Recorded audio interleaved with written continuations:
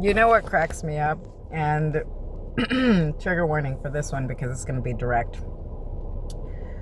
So, as I'm learning about rent, medians, and stuff like that in the city, and so on and so forth, I don't understand how any of this can be considered affordable housing when disabled people do not get to choose the fixed income that they are on. They don't get to choose it. If they are unable to find employment, and if the very services that are meant to find them employment are unable to find them employment, they have no choice but to be that.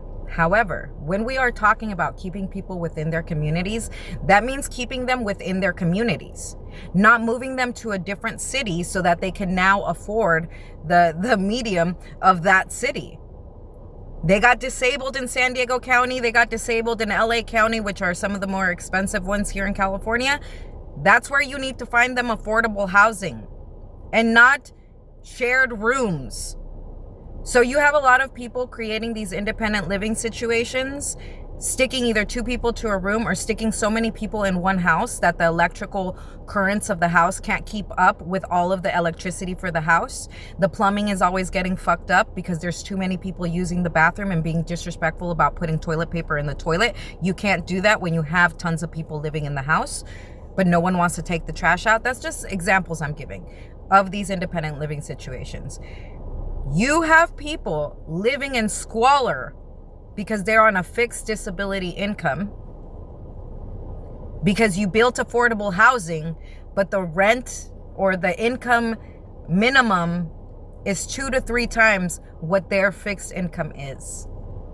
They don't get to qualify for those apartments. In what way have you created affordable housing? You created affordable housing for all of those people who are starting out and able to work and all that beautiful stuff. That's wonderful. But once again, disabled people are left out of the thing. So they either have to stay with abusive family members that continue to abuse them because they can't ask forever. No one is going to believe you. No one is going to care because you don't have a job. No one is going to care because you don't leave the house. We can't leave the house. How do you want us to leave the house? We can't afford to go anywhere. We can't afford. And this continues. And just like I told my aunt about 2 years ago, you're so hell-bent on my education qualifying me for these employments, then you employ me. But you don't want to. But you don't want to fill that gap of the missing housing for disabled people. You want to keep them in abusive situations. Then you get mad at women and men who choose to do pornography or go into the sex trade. You created the fucked up system that won't even give them housing at a rate that they can afford so that they don't have to go to those rates. And not because we don't do anything, mind you, because I kept volunteering. When I couldn't find a job, I kept volunteering because I needed a purpose. Does that count as my employment? It does now for some people. It doesn't for me because it doesn't help me get housing. Volunteer work helps you keep your assistances, but it doesn't get you or keep you in housing. Meaning that all of these cities are displacing disabled people, building all of these affordable housing units, not keeping people, because our income doesn't change just because we live in a different city. Our fixed disability income doesn't rise just because the medium of that city rose. Our income doesn't change. Our income remains the same. Keep that in mind. Because even if they add $20, $30 to our check, that's not the $500 to $700 gap for a studio apartment where our medical equipment won't even fit, where we would still need storage.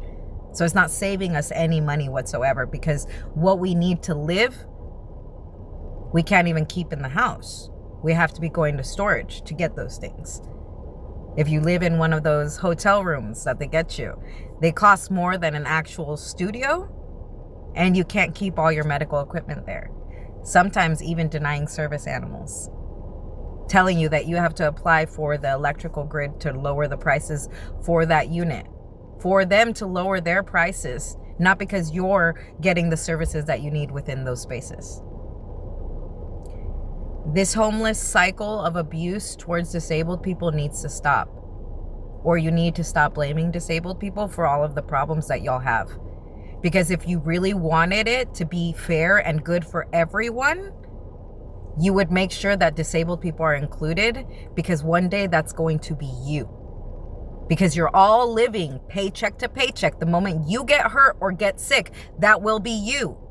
There will be no preventatives of keeping you from becoming homeless, because they will make you homeless. Because somehow that can help you move through the system. It does not help you move through the system at all as a disabled person who can't find a job, not even using the very systems that 211 sent you to go find a fucking job. You want to complain about all those people in Tent City? Maybe you should start to really look at those nonprofits that are supposed to be helping them find and keep employment, get proper medical care so that they can find and keep employment, and also housing. Because without proper rest, there's always going to be mental health problems. But it's okay, as long as you keep them in that mental health loop. You can treat them however the fuck you want and get away with it. Every single time, labeling the client as the problem and not the system you work with that you know very well is the fucking problem. Blame the client instead. And that's why I tell you guys, your power is in who you allow to work with you. If they're not doing their job, then you need to get the fuck out of the way and find somebody else who will.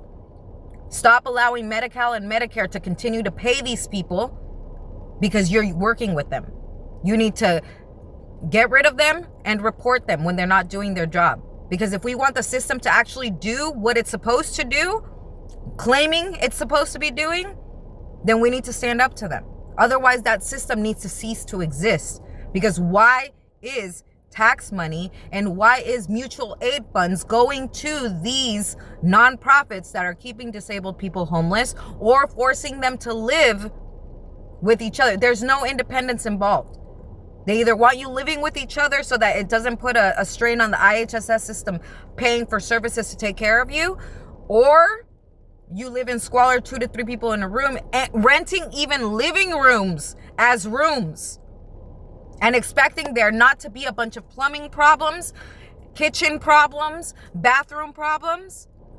You got a 3-bedroom house, you should have 3 adults living there.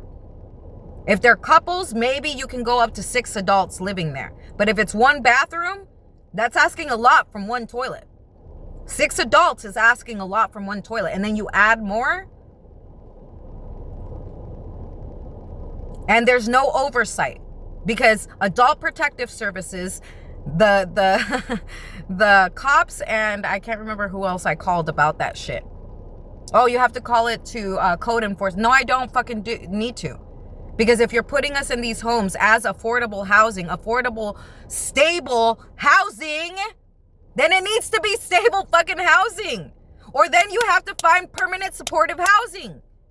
That's your job as the housing navigators. But you're putting us at risk. And then when we react to the abuse that we're constantly, that's what's dehumanizing. People are like, well, you're talking about, that's dehumanizing.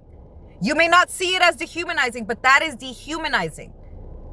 That is how immigrants have to live. I hear a lot of people talking shit about immigrants getting the help right away. The reason they're getting the help right away is because they're willing to live 20 people in 1 apartment while they're paying those bills, while they can afford a second apartment, to then their family members start separating them into more than 1 apartment. That's why they get the aid, because they're working together. And we as disabled people could work together, yes. But again, we're not creating a system of independence. We're creating a system of codependence, which is great if there's oversight. If there's no oversight, whoever is in